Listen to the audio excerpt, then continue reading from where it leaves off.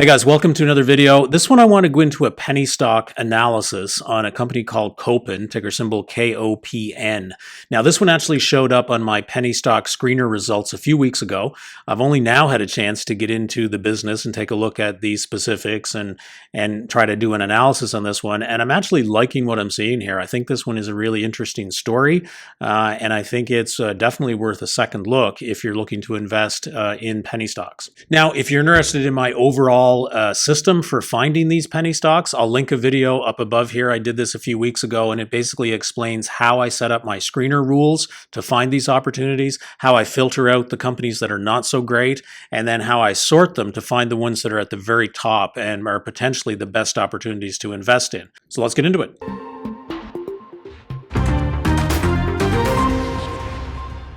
So basically, this is a tech company. They're in the business of making what they call micro displays. So these tiny, tiny little displays that are the core technology behind augmented reality and virtual reality systems.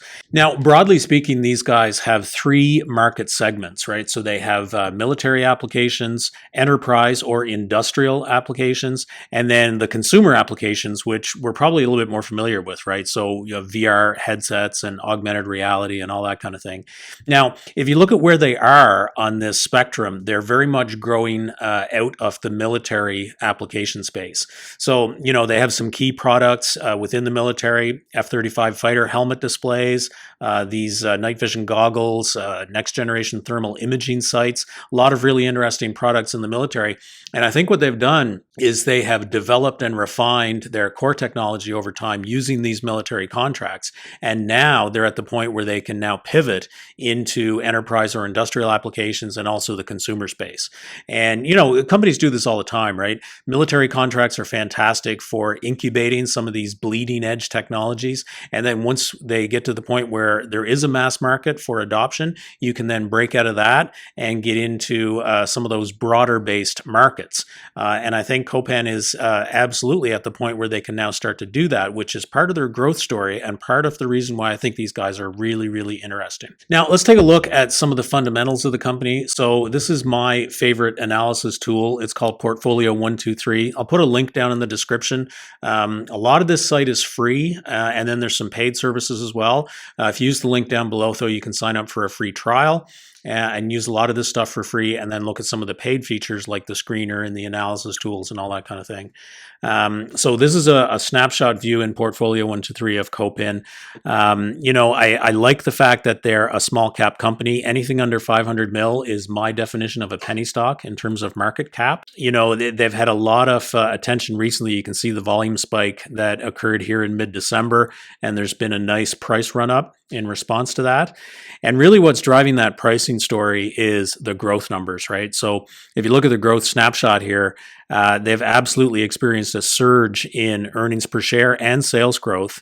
If the 5-year, the 3-year picture wasn't as great as they were developing some of this technology, and they were purely reliant on these early stage military contracts. But now here in the current year, the catalyst that's driving that price higher is the actual recognition of that additional growth, right? These guys are pulling in really, really good sales numbers. The EPS numbers are good. It's getting some attention. And that's really the definition of a momentum stock, right? And that's what we absolutely have here. This one is definitely a momentum play. And you can see that if you look at the valuation metrics, right? These guys have a relatively high price to sales ratio compared to the industry. Price to book is similarly high. So this is definitely not a value stock, right? The actual value floor underneath this one is probably quite a bit below the current price. There's a little bit of excitement and future growth driving this one. So yeah, absolutely a momentum play. And you can see that in the earnings here, right? Like these guys are hovering around the profitability mark, but they have surprised to the upside over the last 3 quarters. And that's a fantastic catalyst in these penny stocks, right? If they can actually post numbers that are better than the analyst estimates, then they really start getting attention. And, you can see that in terms of the analyst price targets that haven't caught up yet, right? Some of the price targets are still coming in well under the current close. So this one has absolutely run up ahead of what the analysts are projecting out there, which is a good sign in a momentum stock, because we would expect the sentiment then to catch up to the momentum over time if they can keep up this pace. And one last thing to point out here is that the institutional ownership is currently fairly low at only 19%. I think when this thing gets over $5, we could see a lot of interest from some of the big money players, and that could be a positive for this guy as well. Okay, let's list the catalysts. So these are the things that I think are going to potentially drive the price of this thing higher into the future. Number one is I really like where AR and VR technology is in terms of the hype curve. Any new technology undergoes this phase where all kinds of excitement and mania drive the price and the anticipation sky high. That overshoots expectations. Things crash and nothing really happens for a little while, and then things consolidate and you start taking off again. To my mind, I think that augmented reality and VR and that kind of thing, I think it's in that sort of sweet spot in the curve potentially. A few years ago we had all the hype and all this kind of thing. Hasn't been a lot of action lately, but I think now the technology is catching up. We're starting to get close to real world applications, and I think we could start to see growth in that AR VR market start to take off. And these guys are really, really well positioned to capture a chunk of that growth if, in fact, that does happen. I was surprised to see that these guys have an order backlog extending into the second quarter of 2021. So I think there's some solid evidence that they can keep pulling in those revenue numbers that have stimulated the price growth that we've already seen. So if they can actually execute on that order backlog, no reason to think they can't, then I do believe there's enough of a catalyst there for further price appreciation. Number three catalyst here is I think they're at an inflection point, right? So I think they're now at the point where they might be able to shift out of that focus on the military business and really get into these additional industrial and consumer-based applications. And that could crack open a lot of extra revenue for these guys, a much larger market opportunity as they come in. And I think we could see a lot of growth from that. I particularly like the opportunity that they have here in the industrial space, right? When you think about it, there's so many industrial applications where you need both your hands, and you also need to access a lot of information at the same time in some of these high-tech factory applications and even in heavy industry and all that kind of thing. The existing systems out there are based on touch screens or fixed workstations, or you actually have to stop what you're doing and go over and interact with some kind of information system and then go back to work. The opportunity for additional safety, additional process streamlining, and additional productivity in the industrial space, if you can get that AR or VR based information in front of somebody's eyeball while they have both hands free to work, I think there's an endless number of applications out there, and these guys could recognize a lot of strong growth from that. I think it's a really, really good catalyst. On the technology side, there was a catalyst here for these guys in June of 2020 when they made a key breakthrough in their double stack OLED displays. Everybody's struggling here with brightness on these AR and VR systems. Getting the right amount of light without losing a lot of fidelity and resolution is really, really difficult. These guys have a really good solution. I think they're right out there on the edge in terms of their ability to solve that particular brightness problem. And the stock surged when they made this particular breakthrough. And in terms of being at an inflection point, again, I think the technology is supporting this, right?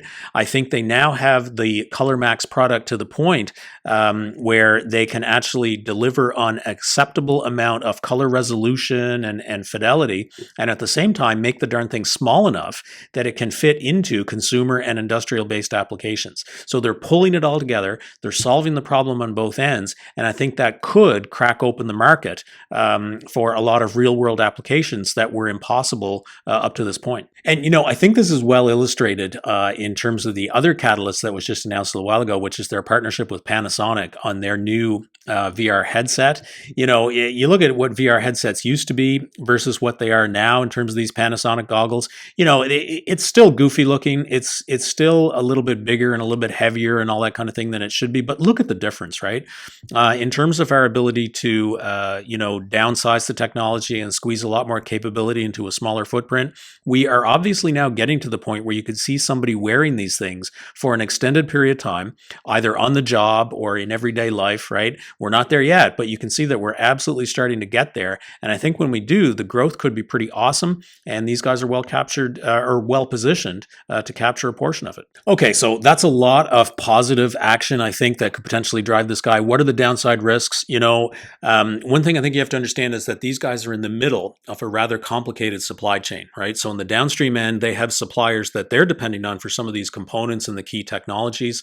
They have to work really, really tightly with those suppliers to make sure that they're, advancing their own technology and that everything is lining up. That's risk, because these other companies could experience problems that will impact KOPN in the middle here. And then, they also have their upstream customers that they're moving these parts into. There's a lot of dependency here on these upstream customers to develop the right products, to move at the right pace, to recognize the right amount of growth that will then drive orders back into KOPN's business. So, being dependent on folks at either end of the supply chain is a risky proposition, and you have to be really, really good at managing both ends of that. These guys could absolutely screw up on one end or the other, or both, and that's a risk. The other risk here, like I said, these guys are a momentum play, and you have to wonder, with any momentum stock, is the lion's share of growth already behind them in terms of price? You have to be aware of the fact that you might well be paying far too much for this company if you buy them today, even under that $5 price point as I record this video. I think the mitigation for this, though, is you have to look at not what the drivers have been in the past to get the price to this point, but what are the drivers into the future. And I do think these guys have a significant number of upcoming catalysts in terms of the price that might drive it higher. So I think that risk is at least partially mitigated. I personally don't think this run is over. So guys, like I said, this one is from my penny stock screener. I actually share the full results of my penny stock screener on my Patreon page. Every Saturday, I upload the top 20 picks from my screener and I put them up there. And that's a great starting point for your own analysis if you want to dig deeper into some of these companies to try to find the next big winner in these penny stocks. So check out the Patreon. If you join, you'll get access to those top 20 picks every week. And so that's the story. Please throw the video a thumbs up. It really helps the channel. Click the subscribe button, ring the bell, and I'll see you on the next one.